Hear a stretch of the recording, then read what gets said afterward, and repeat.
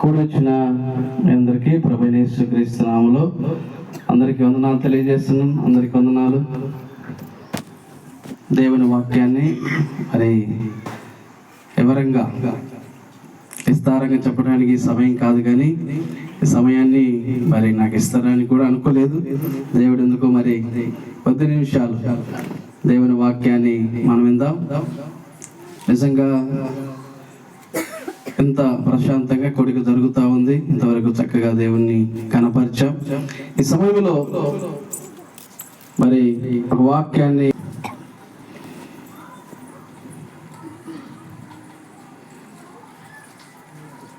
నూట 128వ కీర్తన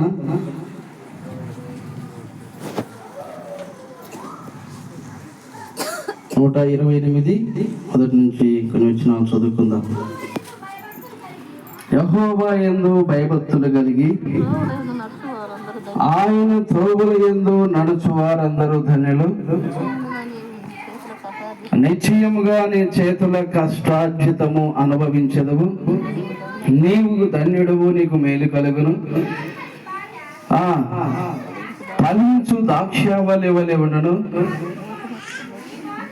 నీ భోజనపు బల్ల చుట్టూ నీ పిల్లలు ఒలీవ మొక్కల వలె యుందురు. యెహోవా యందు భయభక్తులు గలవారు ఇలాగ ఆశీర్వదించబడదురు. యెహోవా నిన్ను ఆశీర్వదించును. దేవునికి స్తోత్రం. ఇక్కడ ఒక కుటుంబము మనకు కనపడతా ఉంది.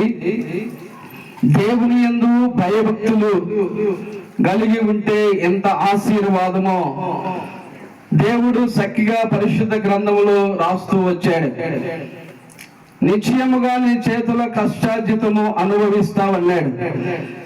నిజంగా ఈ యొక్క మునంగి అరుణ్ కుటుంబం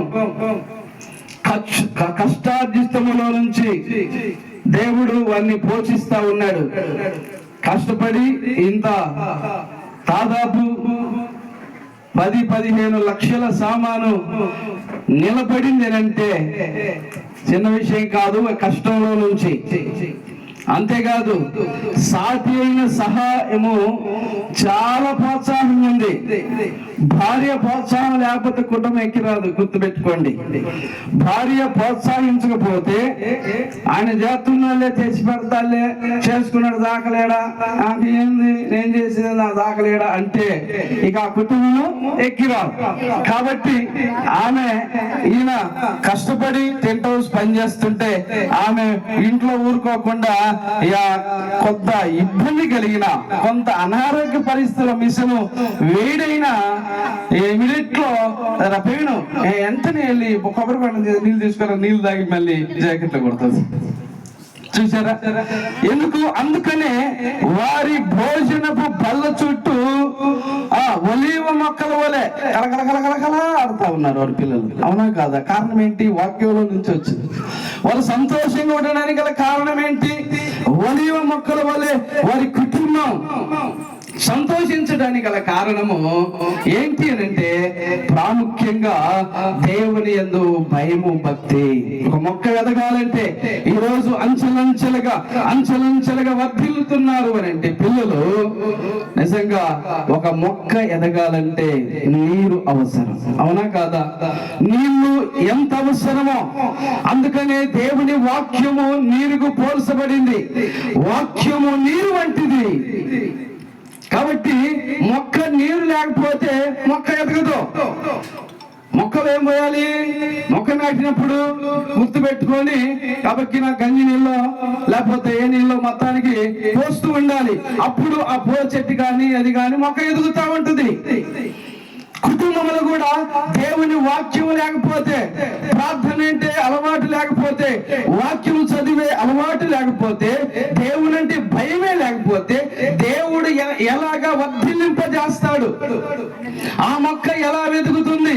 గుర్తొచ్చినప్పుడు మొక్కకి పోయేదే నీళ్లు అని వారానికి ఒకసారి మొక్కకు నీళ్లు పోతే అది గిలాడిపోతుంది. అవునా కదా? ఎగిసించి అంటే ఎండిపోతుంటది. అందుకే మొక్కకి ఏం కావాలంటే దేవుని వాక్యం కావాలి. కుటుంబంలో పిల్లలు ఎదుగుతూ ఉండాలంటే చిన్న వయసులో నుంచి, బాల్యములో నుంచి యవన దశలోకి వస్తున్నారు అని అంటే వారికి కావలసిన నీరు అవసరం, కావలసిన వాక్యం అవసరము. వాక్యముల వల్ల ఎదగాలి, వాక్యము చదవాలి, వాక్యము వినాలి. వాక్యం వినాలంటే ఎక్కడికి రావాలి? దేవుని మందిరంలోకి రావాలి. దేవుని మందిరంలో వాక్యం దొరుకుద్ది. అందుకనే నిశ్చయముగా వారి చేతుల కష్టార్జితానికి, దేవుని కష్టం చేస్తూ ఉంటారు కదా చాలా మంది, కష్టార్జితానికి దేవుని ఆశీర్వాదం తోడు కావాలి. కష్టపడ్డని ఎంత కష్టపడ్డా కూడా ప్రయోజనం ఏముండదు. రెండవదిగా ఒక మొక్క వెదగటానికి నీళ్లు ఎంత అవసరమో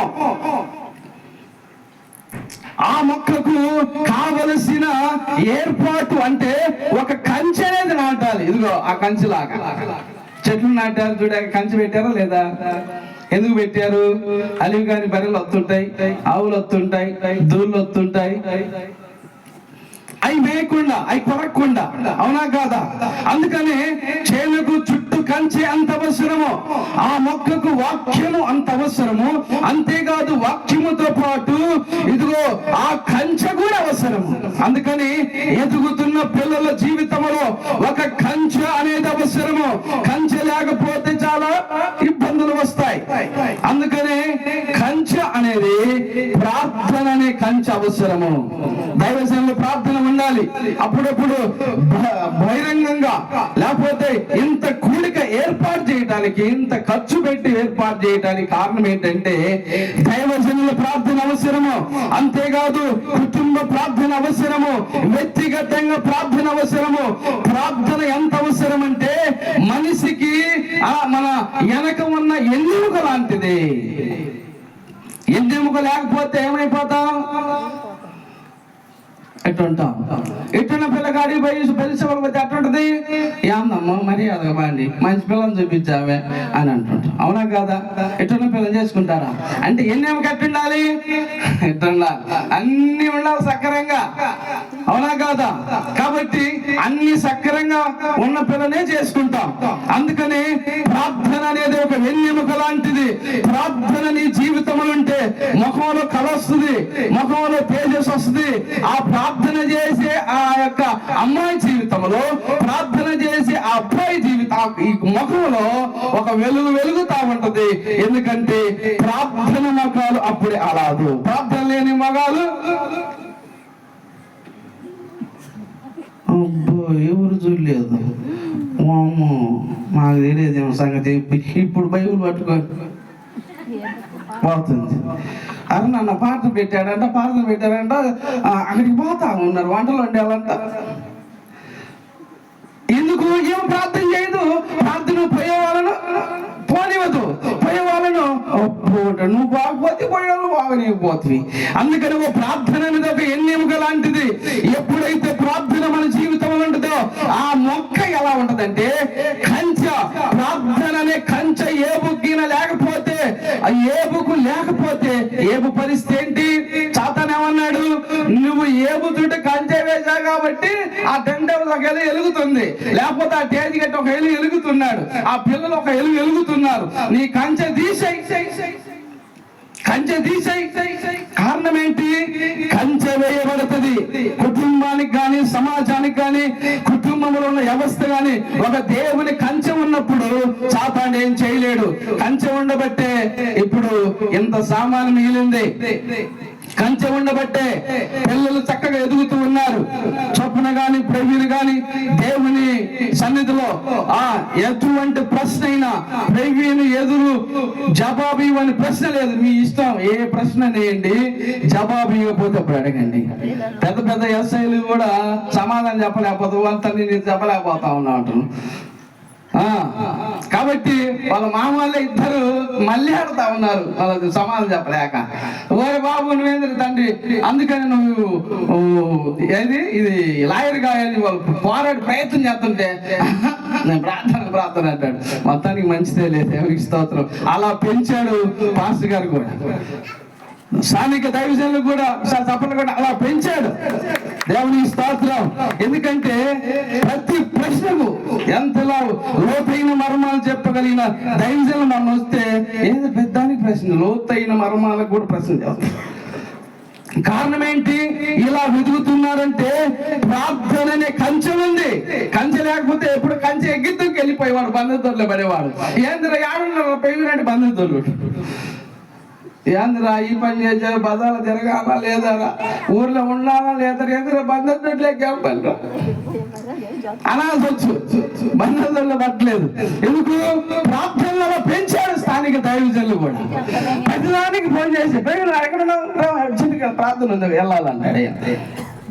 ఈయన సాగు అయిపోయింది. ఆ సంతోషం నిజంగా నేను సంతోషిస్తూ ఉన్నాను. ఎందుకంటే యాడికి ప్రేమ అర్జెంట్కి రావాలంటే కాశీ గారు ఫోన్ చేసి నేను వెళ్తున్నాను అంటాడు. అదొక సంతోషం. ప్రార్థనలు ఎదుగుతామంటే అటువంటి ఆసక్తి ఉండాలి. ప్రైజ్లో ఎటువంటి పరిచర్య గాని ఎటువంటి సేవా జీవితంలో ఎవరు ఏమి చెప్పినా లేకపోతే అట్ట బతుకుతారంటారు. ఎవరైనా ఏదైనా పని చేస్తే పని చేసామంటాడు. రెండో మాట ఏంటంటే నేను లేకపోతే ఎట్ట బతుకుతారు మీరు, నన్ను పంపిస్తుంటారు అంటాడు. ప్రతి ఒక్కరికి మాట వింటాడు. అవునా కాదా? అందుకని కంచె దేవుడికి చుట్టూ కంచె వేయబడింది. అందుకే చివరిగా నేను ముగించబోతున్నాను. చివరిగా ఆ మొక్క వెదగటానికి నీరు అనే వాక్యం ఎంత అవసరమో, ఆ మొక్క వెదగటానికి ప్రార్థన అనే కంచె ఎంత అవసరమో, ఆ మొక్క వెదగటానికి ఆ కంచె వేస్తే సరిపోదు. కంచె వేసిన తర్వాత సూర్యకిరణాలు పడాలి, ఆ ఎండ పడాలి. ఎండ పడేటట్లు ఆ మొక్క చూసుకోవాలి. నీడను పంచడం దాటలేకపోతే నీడ ఉండే కాడ ఆ చెట్టు నాటి ఎంత నీళ్లు పోసినా, ఎంత చేసినా, ఎంత పోసినా నువ్వు ఇంట్లో ఉండమ్మా. ప్రార్థన ఏమవుద్దంటే ఆ మొక్కకి ఏం తగలాలి? దేవుని సన్నిధి తగలాలి, దేవుని మందిరము తగలాలి. దేవుని మందిరములో ప్రసన్నత ఉంటది, దేవుని మందిరములో తేజస్సు ఉంటది. దేవుని తేజస్సు నిలిసే స్థలం ఇది, స్వస్థత కలిగించు అమృత ధనమిది,